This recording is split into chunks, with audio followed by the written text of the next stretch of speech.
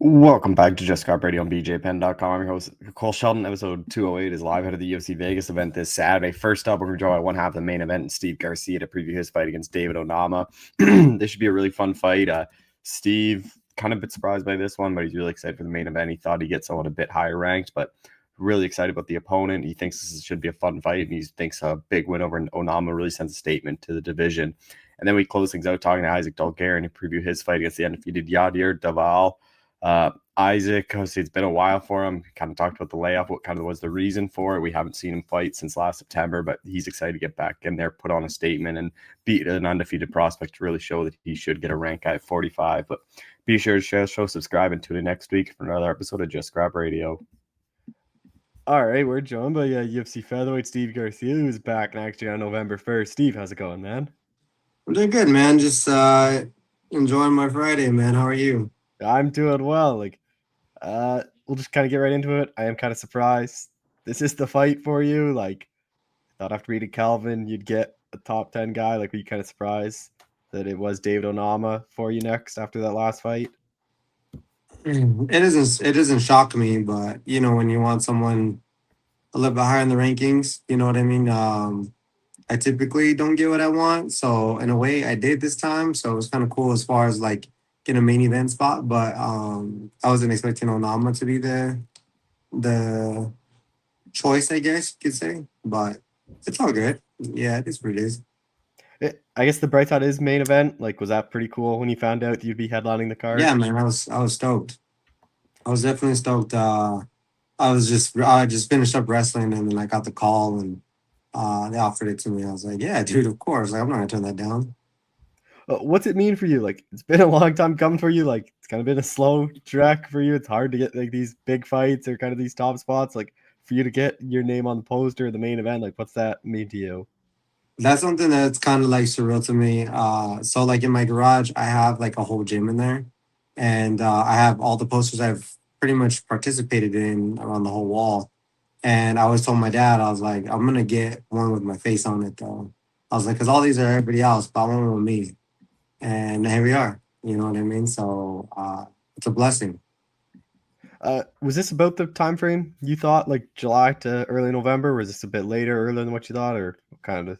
Yeah, I was asking for November. I was kind of expecting the MSG card because Yeah. I didn't think they would give me a main event, to be honest. But yeah, man, they had offered me Pitbull right after he had just lost his opponent, and I was like, dude, I was like, I'll fight him, but I was like, make it November. You know what I mean? I had a few things going on in my personal life, so November was like my timeline, and that fight didn't work out, I guess. But Onama, is the guy. How familiar were you with Onama when you got the call? I've been watching him. Like I like his camp that he's from. I've always kind of like known of him because he's cornered against me in other fights. So like I have a lot of respect for that guy, or at least the head coach, you could say. But yeah, man, Onama's always been just kind of one of those guys that are like kind of like me. You know what I mean? Just under the radar, don't get a lot of attention, but can scrap. So yeah, I know who he is. I was actually going to bring that up next. Is that you guys are pretty similar. Where it seems like you guys are both kind of dark horses of the division and don't get a ton of respect. So hopefully this kind of brings at least the winner up, if not both of you. Yeah, man, that's the plan. I mean, I was asked probably earlier this week on like our statuses and all stuff like that, and he's right there with me. I think the only thing that separates us is I typically finish my fights. It should be, I think, a pretty fun fight. Both you guys prefer to strike. How do you think you kind of match up with them? Honestly, I'm prepared for anything. So I think he likes to strike. He's a switcher. He likes to switch his stances. He likes to kind of um, get people kind of off their rhythm by doing that, I think. And when he fought Chikadze, he tried to do that a little bit, but Chikadze is just really dangerous on the feet. So I'm kind of curious. I mean, I like to think that he would respect my striking, but if not, we'll touch him up, and then if he wants to, shoot or we'll have a takedown exchange, then I'll be ready for that too. So it's a big fight. I'm gonna come prepared. Your cardio's never really seemed like an issue, but does anything change training camp wise for 3 rounds to 5 rounds now? It's kind of funny because like I've always trained for like 5 rounds. Mhm. Because I was telling my coach, I was like, I want to be a 5 round fighter. I want to be a main eventer. And so like in a way, like it does and it doesn't. So like it does in the sense because I'm actually pushing harder than I normally do when it comes to like the duration of like my rounds and stuff. But other than that, like not a whole lot has changed. It's kind of funny because now I got to put my money where my mouth is, you know what I mean, and make sure like I hold up to that, I guess that challenge. Do you bring in anyone for this camp, or like who are kind of the people you're using? I mean, I have like my typical guys that I do, but I've been doing a lot of work with Diego Brandao. I don't know if you know who he is, but tough winner. Uh, I'm trying to get him back into the UFC. He's on a roll right now. And then Manolo, I always mess this up, but I think it's Zucchini. I think it's his name. So he's another UFC fighter out of Italy. And then we have like I have other guys you might know on circuit like Chris Brown. There's just a wide variety of people that I train with that give me good looks, good pushes and stuff. Yeah, because I'm up in Canada, and that Jamie Siraj is kind of like considered that top Canadian prospect, and Brandao made pretty quick work of him pretty recently. Yeah, man. I mean, honestly, like when Diego's locked in, man, he is extremely hard to beat, man, and he seems so focused. I love it because um, he wants to end his career in the UFC, and I think that I think he's earned it to be honest. So they might, as long as this fight goes according to how he plans it to, then I think that that's actually like a really good chance for him to come back into the UFC. Um, dude's a stud. Dude's a stud. How much has he helped you? Just because he's kind of seen everything in the sport, like just kind of Mhm. being like one of those veteran guys, kind of like how much has he helped you just kind of along the way, kind of what to do, what not do, and what not in camps and stuff? Yeah, early Diego was kind of reckless. You know what I mean? When he was in the UFC and he was, the tough winner and all that, that dude, he was on one, you know what I mean? And then, after time goes on and, life happens and stuff like that, he became one of my greatest training partners, which is cool because like I've always kind of looked up to him in that sense because he was in the UFC and he was like he has a big picture on the wall of like all the Jackson Week fighters and some of the champions that we've been able to create or the coaches we were able to create and stuff. So I've always respected him and everybody on that wall. And so when I get to know someone like for who they are, I see that they're trying to fix some things in their game when it comes to fighting and life. And he's somebody that I really see that he just wants to be a good person and he's willing to work hard. And so the last probably two camps, he's came out to both my fights and stuff. He's pushed me, and he doesn't lie to me. He's very honest, and his grappling and his jujitsu is like some of the best I've ever seen. So yeah, it's a blessing to have that dude around, and I'm happy that he's around. Ideal world, he gets back in the UFC. You guys are on the same card together, or would you want him to have his moment and maybe you corner? Like, what would that be like? What's the ideal for you? That would be sweet. I mean, why not, right? That'd be something. He's on. We've honestly kind of been on this rinse and repeat situation. So like he always starts it off. So he fought like a few weeks prior to one of my fights early on. I want to say last year, and then again this year it happened again. But he was actually I think 3 weeks before mine. And so I wanted to make sure he was good because that was a war, you know what I mean? He had with his last title defense and tough enough. Mhm. And so this one he's fighting 1 week before. So he fights on the 25th, I believe, and then I fight on the first. Uh, d- like, sorry, with Onama, like obviously a really good striker. Like, how do you kind of see this one playing out? Like, as far as how the fight's gonna Yeah, because like he has been a yeah. pretty durable dude. I don't know if he's really been finished. I don't think he has, but yeah, man. You guys are in for a treat. That's for sure. The everybody that's willing to tune in. You got two dogs really willing to lay it all out on the line, and um, yeah, man, it's gonna get bloody. It's gonna be good war. So that's what I see. That's what I plan for. I plan it to be just a 5 round war. I don't see it going 5 rounds, but I think there is a potential of it, and excuse me. And I think if there's a finish, you're gonna see it on my end. 10th UFC fight for you. Does that mean anything? Just get to double digits? Yeah, yeah. I've been in the UFC for 5 years, so since 2020, kind of right before COVID even happened and stuff, and got a good record. Happy about that. You know what I mean? So yeah, I think I've accomplished a lot of things that I think people didn't believe I could. Just didn't matter. I just always believed in myself, and so it paid off. Paid off.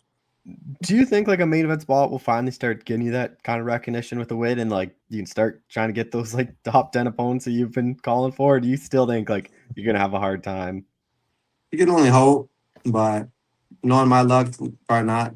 You know what I mean? So it doesn't matter, man. Like I pick them off one by one. That's all I've been doing. Just being undeniable, going in there and just giving everything I got. That's literally how I fight. Just giving everything I got and making sure that like I do, what my coach is asking me, and hopefully put on the show for everybody else. I've tried to do that.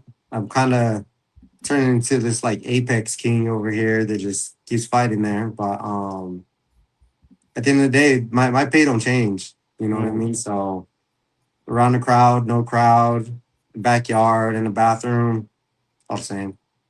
I just don't understand why they put you in the apex. Like all your fights are entertaining and get finishes, so you think you'd want like the crowd pop for it.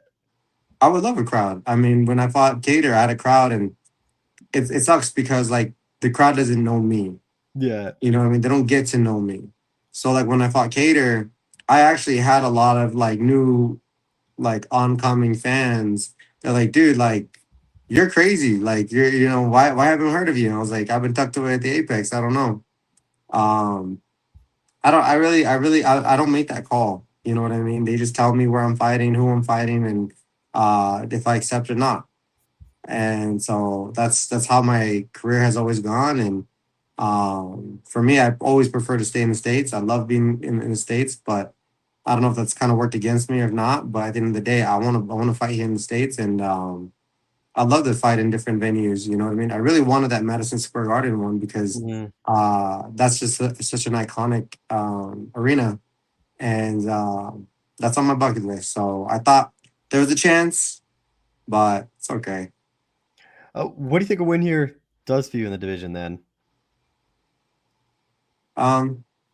Hopefully put me back at 11 at least. You know what I mean? Because they got me at 12. I don't know, man. I don't know. I'm fighting behind me. You know what I mean? I'm fighting Onama. He's 13. I'm 12. Unless something else has changed. I don't know. The rankings are just kind of all over the place. But it is weird. Like sometimes they'll just make changes, like with two people, to like swap them when they haven't fought recently. I'm like, why are they just getting changed now?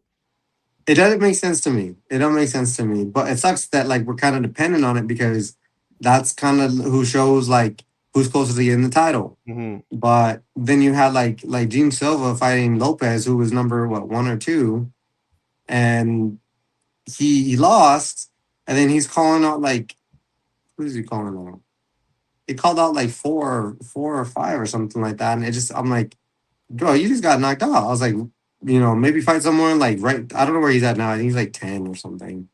But I don't know, man. That the division's kind of in this like weird dynamic deal. We had a bunch of Bellator guys kind of come through, different mixes there, and then everybody like the top like 6, they don't want to fight. Like I don't know why they don't want to fight. Like everybody thinks that they're gonna get the title shot.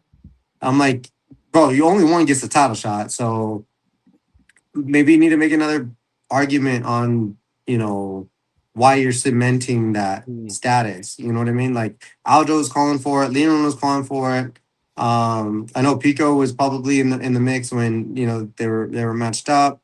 Masvar was in the mix. Yair was waiting for it. I'm like, bro, like you guys are putting everything like on hold. And the only person that I kind of like really respect and I think is a gangster is Diego Lopez. Diego Lopez is just like, I'll fight it, I'll fight again if I have to. You know what I mean? He don't care. Of course he wants to see a title. Everybody wants to see the title. But I feel like that's kind of what's messing with the division right now is that like because the front like six are not doing a whole lot, it makes everybody behind them kind of just like in this limbo of who's fighting who, and it's kind of annoying to be honest. But I'm happy to be ranked, so I'm blessed for that. I don't want to say that I'm not grateful for that, but um, I know everybody's goal is to get to the title, but these guys want to fast track. I mean, if you had to pick and choose, like for me, like Max Holloway had to fight one by one, I think like 9 times. If I have to go that route, I'll go that route. Um, yeah, man, it's kind of a weird situation. Just final thing, like kind of building off that, like what is kind of the ideal in like 2026 look for you? Because I imagine this is probably it for you this year, just because they stop kind of middle of December. It's like, what's kind of your goal for next year then? Always, I definitely want to get at least 2, 3 fights. You know what Yeah. I mean? I would. This would have been my third one if Barboza would have pulled out of my bout in was that March, February, something like that. Mm-hmm. So that's always a goal. I mean, that's how we make our money. That's how we pay my bills. Um, so yeah, man. But like I said, I'm kind of stuck. You know what I mean? Like I'm fighting Leron Murphy. Who knows what they'll give me? I've asked for Aljo. I've asked for these guys, and they want the tops. They want the championship contender ish fight. So then I'm like, all right, well, who else is there? And then, they had like Arnold Allen and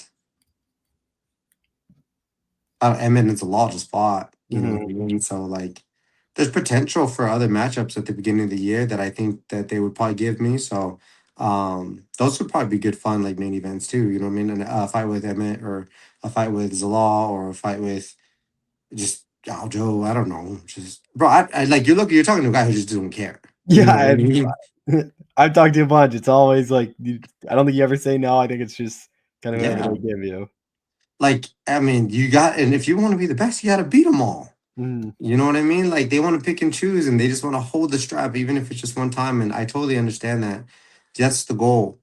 But truly, like, I mean, I don't know, man. I don't know how I'd feel. Like I've knocked out what 5 of my last 6 opponents. You know what I mean? Like you gotta just go for it. You know what I mean? And it doesn't matter who it is. You just gotta go for it.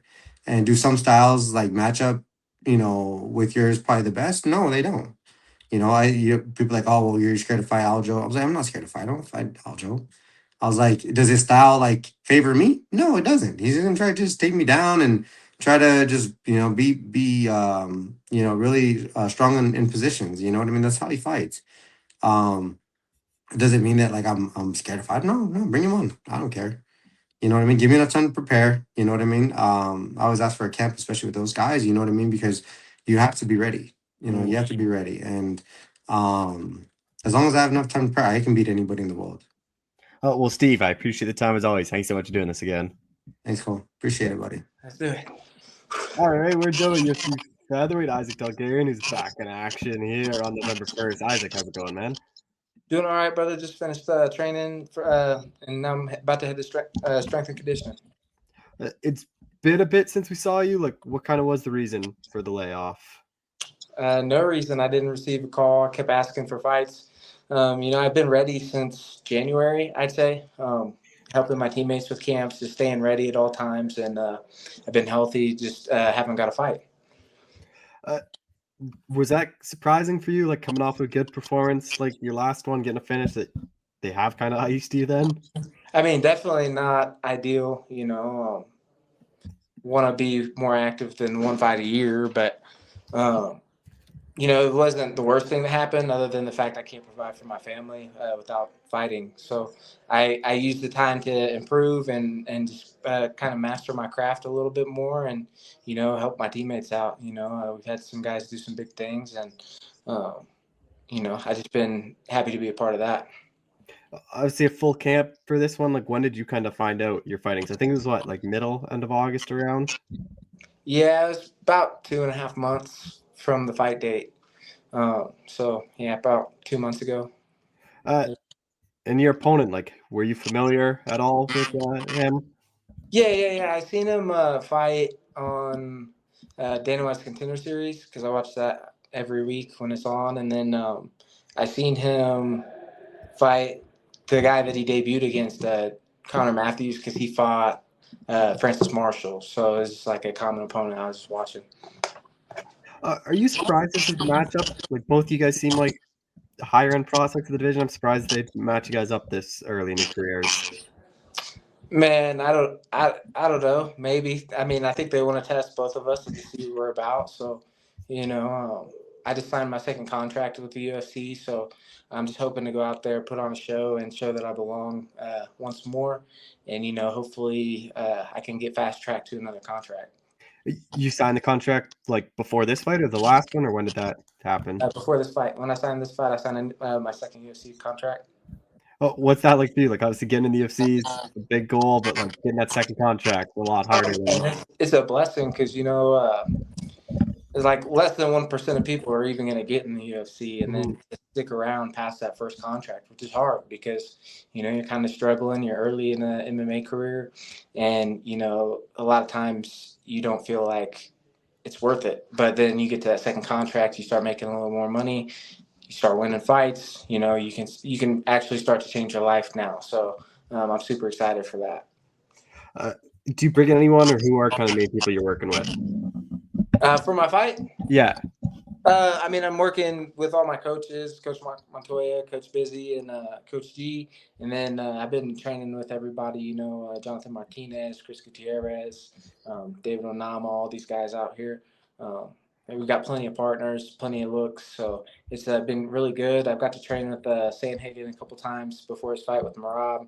He came out and worked with me. So I've got some pretty good looks, some pretty high-level guys in the room. Obviously, David's headlining a card. What's that like to be on his first time headlining a card? Oh, it's awesome because, when I started fighting back in Kansas City, David was fighting. He was on my team as well back there. And, I seen him fight and kind of progress up through FAC and become the champion. And I was like, I know I can do that. And, then I became the FAC champion after David, went to the UFC. And then now to see him headline the main card, I'm like, awesome. Super grateful for him. And I'm also think it's going to be cool because I know I'm able to do that as well. I'm going to be able to headline a main card. I have that skill. It's just being in the right place at the right time. And with this opponent, like, he obviously seems like a really good grappler. Do you just kind of expect him to come out and wrestle you right from the beginning then? Like, is that kind of what you're preparing for? Oh, man, I'm preparing for everything. I think he uses his striking a lot more than his grappling, but I have been told he's a pretty good grappler. So whatever he brings, I've had the best looks. I'm not super worried about his game plan. I watched a couple of his fights, but I didn't really study them. I'm just going out there and trying to perform the best I can. And when I do that, that's when the cards fall in their place and good things happen for me. Do you worry about like ring rust at all? I know it took a while for you to get your first UFC fights. Did you kind of look back on what you did there and make sure like that ring rust isn't a thing? No, man, because we have a pretty good system out here. Our sparring, it feels like a fight. Like Mark's bringing in new guys that I don't even know to spar me. So, every Friday feels like a real fight. I'm used to that feeling, and I know I'm in good shape. I know I can fight. It's just it just sucks that it took so long, but sometimes that's how it is. Who is going to be in your corner? I'm gonna have Coach Mark Montoya, Coach Mario Correa, Coach Busy, and we're gonna have Chris Gutierrez as well. How beneficial is working with guys like Chris, Jonathan, David? Like, obviously, they're high level UFC fighters. So training with them, like, probably seems like it's a lot harder than what your opponents end up turning out to be. Yeah. I mean, they're super high level and super technical, and they're very high level strikers as well. Like Chris is Chris and Jonathan are crazy strikers, awesome kickers. And so I learn a lot from them, and I kind of give them some of my wrestling prowess as well. And we just try to feed off each other and help each other, It's awesome because they're so good at what they do. I know the guys I'm fighting can't do some of the dynamic kicks and crazy stuff that they're doing. So that's just good to know that I've seen that level of competition in practice, and I can go out there and execute. And also I know where I'm at, like these guys have been ranked before, and very well could be again soon. And I know exactly where I stand. So, that's a good feeling as well. How do you kind of see this one playing out then? Man, I think Yadier is a good fighter. I think he's pretty well rounded everywhere. He's a big, strong guy, good striker, good Cuban boxer, and a good grappler. So I'm expecting a tough fight, but I think that every time I've had a tough fight or felt like I've had a tough fight, I've went out and performed at a very high level. So I don't know how it's going to end. Hopefully it's another finish. All my wins are in finishes. So I'd like to get a finish here November 1st. Do you put any pressure to get a finish, or do you just think it kind of happens the way you fight? Yeah, it just kind of happens the way I fight. I know where to put the damage and win a lot of the times. And, it's just all about placing the shot in the right place. And if you can do that, granted, in the UFC, these guys are very hard to get out of there. You have to beat on them and make them quit. You can't they're not just going to roll over and let you finish them. So you kind of have to take it from them and just continuously hand out damage. And, eventually that finish will come. What do you think a win here does for you in the division?